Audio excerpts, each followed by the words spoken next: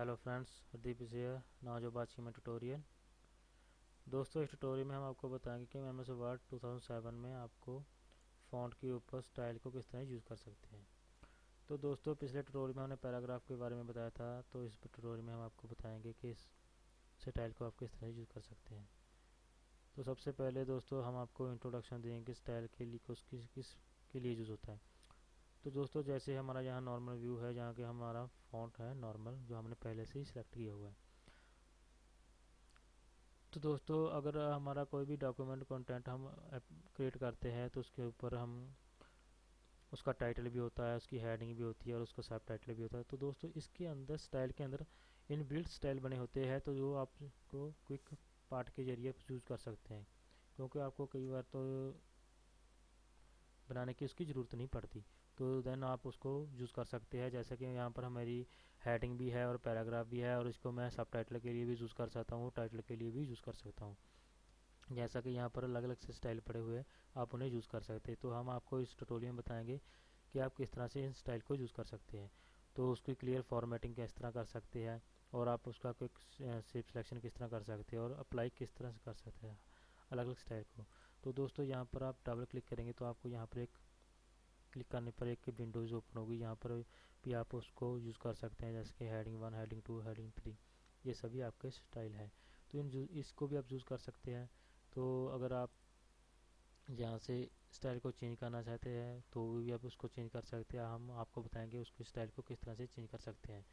तो सबसे पहले हम आपको बताएंगे कि इसके टेक्स्ट को स्टाइल का इफेक्ट कैसे देना है, तो आपको उसको रिप्रेजेंट किस तरह से कर सकते हैं अपने डॉक्यूमेंट में। तो सबसे पहले यहाँ पर मैं एक लेता हूँ, कंटेंट और ऐड करता हूँ।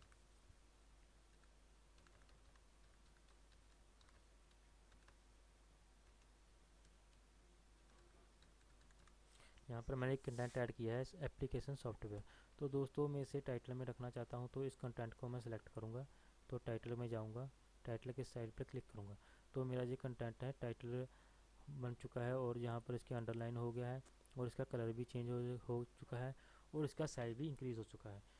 और ये टेक्स्ट इस दूसरे टेक्स्ट के अलग डिफरेंट टाइप का शो हो रहा है। अब मैं इसको माइक्रोसॉफ्ट ऑफिस को हेडिंग में लेना चाहता हूँ, तो इसको मैं हेडिंग 1 कर दूंगा, और इसको हेडिंग 2 भी कर सकते हैं, तो मैं इसे हेडिंग 1 ही रहने देता हूँ। तो इसी तरह से दोस्तों, जो इसका नीचे का कंटेंट है जो कि सब टाइटल में आता है, तो इसे मैं सब टाइटल बनाना चाहता हूँ, तो इसे सब टाइटल में स्क्वायर बॉक्स में क्लिक करूँगा। तो देन मेरा वो कंटेंट है वो एक लिस्ट के जरिए शो होगा और सब टाइटल में क्रिएट हो जाएगा। तो इसी तरह से दोस्तों, माइक्रोसॉफ्ट ऑफिस मैंने दोबारा रिपीट किया, तो इसे भी मैं कोई भी और दे सकता हूँ, स्टाइल दे सकता हूँ। जैसा कि इसे मैं हेडिंग 1, हेडिंग 2 में देना चाहता हूँ, तो इसे हेडिंग 2 कर देता हूँ। इसी तरह से ये एक लिस्ट है, तो इसे लिस्ट में शो करना चाहता हूँ, तो इसे मैं सब टाइटल में भी शो कर सकता हूँ, और इसे मैं नॉर्मल व्यू में भी शो कर सकता हूँ। तो मैं इसे कोई और स्टाइल देता हूँ, जैसे कि लिस्ट का स्टाइल देता हूँ, और इसके ऊपर कलर कलर कर दूँगा। तो इसे मैं सिलेक्ट करूँगा, तो इसे और इफेक्ट देता हूँ, जैसा कि मैं इसे ये कर देता हूँ। कलर भी हो जाएगा और इसके अंदर अंडरलाइन भी हो जाएगा। इस तरह से दोस्तों, आप अपने फ़ॉन्ट को और अपने टेक्स्ट को अलग अलग कलर से भी शो कर सकते हैं, और उसके स्टाइल को भी। दोस्तों, इस तरह से अब मैं इसको एक पैराग्राफ को सिलेक्ट करूँगा, और इसको भी स्टाइल देना चाहता हूँ, तो इसको मैं अप्लाई स्टाइल में जाऊँगा, और यहाँ पर मेरे अलग अलग से स्टाइल पड़े हैं, उन्हें यूज़ कर सकता हूँ। जैसा कि मैंने लिस्ट लाइट सेंट, तो दोस्तों ये एक बॉक्स में आ जाएगा। तो मेरा ये कलर जो इसका है वो शो नहीं हो रहा, क्योंकि जो कि मेरे फ़ॉन्ट का कलर भी स्काई ब्लू है। तो देन इसको मैं चेंज कर देता हूँ। तो इसके लिए मैं इस बॉक्स की फॉर्मेटिंग में जाना चाहता हूँ, तो इसके ऊपर मैं डबल क्लिक करूँगा और डिज़ाइन में जाऊँगा। इसका मैं डिज़ाइन चेंज कर देता हूँ, जैसे इस तरह। तो इस तरह से मेरा कंटेंट है वो भी शो होगा, और एक बॉक्स के अंदर शो होगा। और ये दोस्तों इनबिल्ट बने होते हैं अप्लाई स्टाइल में, जाकर आप इसके चेंज कर सकते हैं, क्योंकि ये जो मैंने ये सिलेक्ट किया है, ये कॉलम और कॉलम में शो हो रहा है, डबल कॉलम में शो हो रहा है। आपका जो थोड़ा सा कंटेंट इसमें इस लेफ्ट लेफ्ट हैंड में शो हो रहा है, और बाकी कंटेंट राइट में। तो इस तरह से आप इसके साइज़ को भी इंक्रीज कर सकते हैं। और दोस्तों अब मैं नेक्स्ट में जाऊंगा। नेक्स्ट में पैराग्राफ को सिलेक्ट करूंगा और उसको भी मैं स्टाइल देना चाहता हूँ कोई। इसमें यहाँ पर मैं, जैसा कि मैंने इस कंटेंट को हम सिलेक्ट किया, तो इसके ऊपर मैंने मीडियम शेडिंग 2 को सिलेक्ट किया। तो इसका मैं अब स्टाइल को चेंज करूँगा। तो इसके मैं यहाँ पर इस तरह से बॉक्स लेना चाहता हूँ, तो ये भी मेरा कॉलम में शो होगा और उसको जो कि अंडरलाइन हो जाए एक बॉक्स में शो होगा। इसका भी मैं साइज़ इंक्रीज कर सकता हूँ। इस तरह से दोस्तों आप अपने डॉक्यूमेंट को और भी अच्छी तरह से क्रिएट कर सकते हैं और उसके ऊपर स्टाइल यूज़ कर सकते हैं। तो दोस्तों अब हमारा यहाँ पर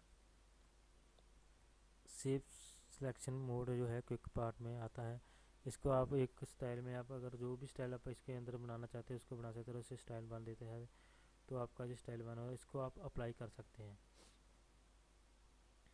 जैसा कि मैंने इसके ऊपर इस कंटेंट को सिलेक्ट करूँगा, तो इसके ऊपर मैंने स्टाइल वन का इफेक्ट डाल दिया है। तो ये उसके ऊपर क्रिएट हो जाएगा और आप हमारा जो स्टाइल है वो चेंज हो जाएगा।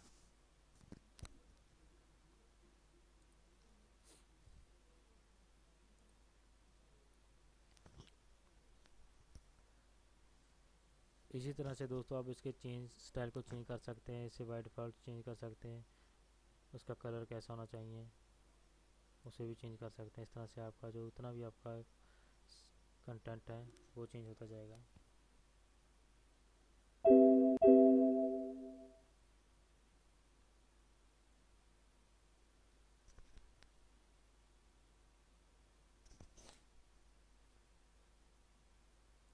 चेंज स्टाइल में उसके फ़ॉन्ट कैसा होना चाहिए उसे चूज़ कर सकते हैं। फैंसी, एलिजेंट और फॉर्मल।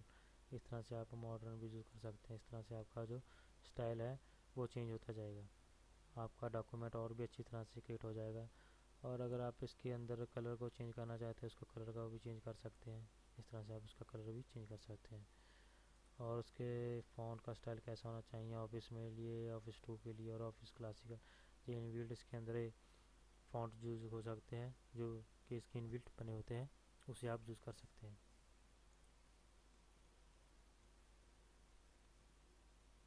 अगर आप किसी भी कंटेंट के ऊपर से उसकी फॉर्मेटिंग को डिलीट करना चाहते हैं तो आप यहाँ पर क्लियर फॉर्मेटिंग यूज़ कर सकते हैं। तो आपका जो है कंटेंट एक्चुअल पाथ में आ जाएगा, जो कि आपने उसके ऊपर कोई भी फॉर्मेटिंग नहीं हुई है। तो आपका स्टाइल है वो रिमूव हो जाएगा। इस तरह से दोस्तों आप अपने वर्कशीट पर अपने डॉक्यूमेंट को और भी अच्छी तरह से मॉडिफाई कर सकते हैं और क्रिएट कर सकते हैं। तो दोस्तों ये था हमारा स्टाइल का लेसन।